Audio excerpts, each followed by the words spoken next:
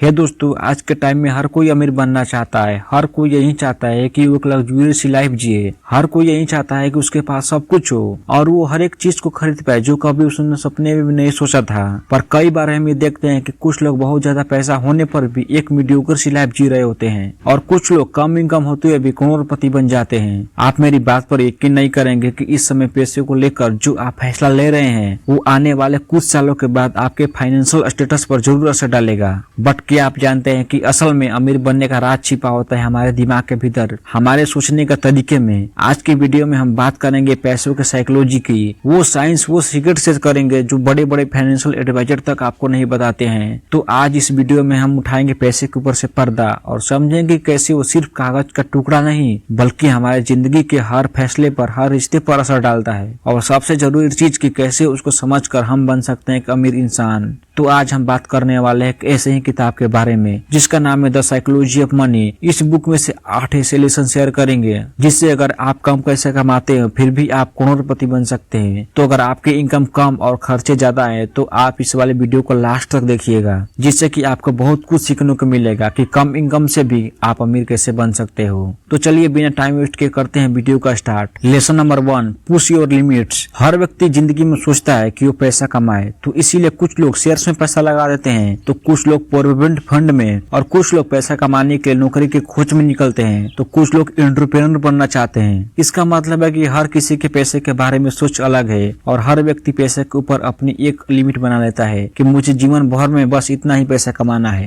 लेकिन अगर आपको अमीर बनना है तो आपको हमेशा इस लिमिट को पुश करते रहना होगा और उन लोगों से मोटिवेट होना होगा जिन लोगों ने अपनी जिंदगी में गरीबी होने के बावजूद भी पैसा बनाया है, और उनसे सीखना होगा कि आखिर उन्होंने ऐसा क्या किया जिससे कि वो इतनी गरीबी से उठकर इतने अमीर बन पाए हैं। और आप अपनी लिमिट को हमेशा पुश करते रहिए जिससे कि आप जल्दी अमीर बन सकते हैं। Lesson number 2, luck and risk. इस बात से इनकार नहीं किया जा सकता कि कुछ लोग पैसों के मामले में लकी होते हैं, जैसे कुछ लोग पैदा ही अमीर घरों में होते हैं। अगर आप मुकेश अंबानी के घर में पैदा होते तो आप अपने आप ही अमीर होते। लेकिन दोस्तों, लक के साथ बुरी बात यह है कि इसे कोई कंट्रोल नहीं कर सकता और हम अमीर बनने के लिए लक के सहारे नहीं बैठ सकते, क्योंकि कई बार आपने देखा होगा कि जो लक के कारण पैसा कमा लेता है वो जितना जल्दी पैसा कमाता है वो उसे उतना जल्दी गवा भी देता है। लेकिन दूसरा तरीका होता है रिस्क लेना, जिससे कि मैक्सिमम लोग अमीर बन पाते हैं। बहुत से लोग कंफर्ट जोन में रहते हैं, 9 to 5 वाली जॉब में पिसते रहते हैं। वहीं कुछ लोग रिस्क उठाकर अपना बिजनेस खड़ा करके अपना बॉस खुद बन जाते हैं, लेकिन बहुत से बिजनेस डूब भी जाते हैं। इसीलिए रिस्क वाला रिस्क ना ले बल्कि बहुत सोच विचार करके प्लानिंग के साथ एक कैलकुलेटेड रिस्क ले।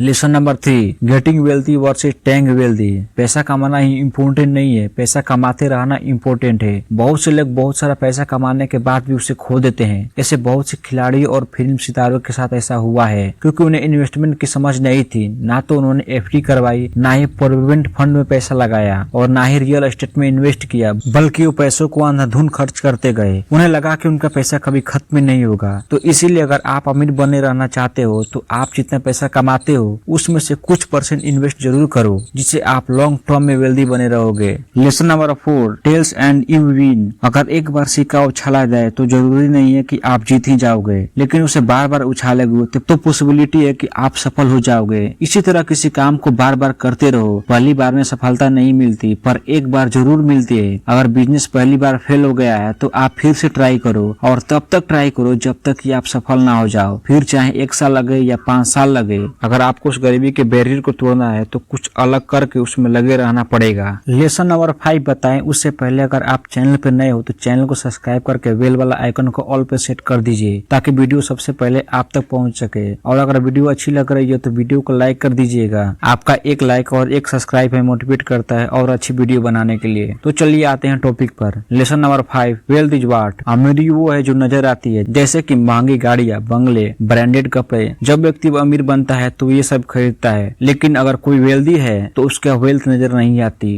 क्योंकि वो महंगी गाड़ियों और बंगलों पे पैसा नहीं लगाता। वो पैसा लगाता है इन्वेस्टमेंट में, प्रॉपर्टी में, बिजनेस में, जिससे कि वो लॉन्ग टाइम में अमीर बनते रहता है। इसे मैं आपको एक एग्जांपल समझाता हूँ। मान लो अगर आपके दोस्त की इनकम आपकी जितनी है और अगर वो 10 लाख की कार खरीद लेता है तो देखने में तो अमीर लगेगा, लेकिन उसके पास अभी भी आपकी तुलना में 10 लाख कम होंगे। इसीलिए वेल्दी बनने की कोशिश करें, अमीर दिखने के नहीं। अमीर लोग एक तरीके से नहीं बल्कि बहुत से तरीकों से पैसा कमाते हैं। वे तरह तरह के एसेट बनाते हैं और कई जगहों इन्वेस्टमेंट करते रहते हैं जिससे कि वो लॉन्ग टाइम में वेल्दी बने रहते हैं। Lesson number 6, save money. बचत करने के मामले में 3 तरह के लोग पाए जाते हैं। पहले वो जो सोचते हैं कि उन्हें बचत करना जरूरत नहीं है, दूसरे वो जो सोचते हैं कि बचत नहीं कर सकते, और तीसरे वो जो बचत करते हैं। वक्त के साथ नंबर 3 जो होता है वो बहुत ज्यादा वेल्दी बन जाता है, उनका बुढ़ापा आराम से कटता है, लेकिन बाकी लोग उम्र भर तंगी वाला जीवन व्यतीत करते हैं और दूसरे पर निर्भर रहते हैं। इसीलिए आज से ही बचत करना सीखिए और बचे हुए पैसे को इन्वेस्ट करें, जिससे कि आप लॉन्ग टाइम में करोड़पति बन सकते हो। Lesson number 7, needs versus wants. जरूरतों और ख्वाहिशों में अंतर समझना अमीर बनने का एक महत्वपूर्ण कदम है। समझो कि तुम जो दाल रोटी खाते हो ये तुम्हारी जरूरत है, पेट भरने के लिए जरूरी है ये। अब सोचो कि तुमको पिज्जा खाने की ख्वाहिश कर रहा है, तो ये तुम्हारी ख्वाहिशें है, ये एक इच्छा है। जरूरतें बिना पूरी के जिंदगी मुश्किल हो जाती है, लेकिन ख्वाहिशें न पूरी हो तो सिर्फ मन थोड़ा उदास होता है। फॉर एग्जाम्पल, महेश एक कंपनी में जॉब करता है, उसकी कमाई ठीक ठाक चलती है, उसे एक नया स्मार्टफोन लेने की ख्वाहिश होती है। जरूर ये स्मार्टफोन लेना उसको अच्छा लगेगा, नए फीचर्स, कैमरा, सब कुछ शानदार है, लेकिन उसका पुराना फोन भी अच्छी तरह से काम कर रहा है। महेश सोचता है कि फोन जरूरत है, लेकिन ये नया मॉडल फोन लेना ख्वाहिश है। अगर वो कर्ज लेकर या जरूरी खर्चों को कम करके फोन लेता है तो परेशानी में भी पड़ सकता है। इसी तरह आपको भी अपनी जरूरत और ख्वाहिशों के बीच के अंतर को समझना होगा। अगर आप अपने ख्वाहिशों को जितना कम करोगे उतना जल्दी ही अमीर बन पाओगे।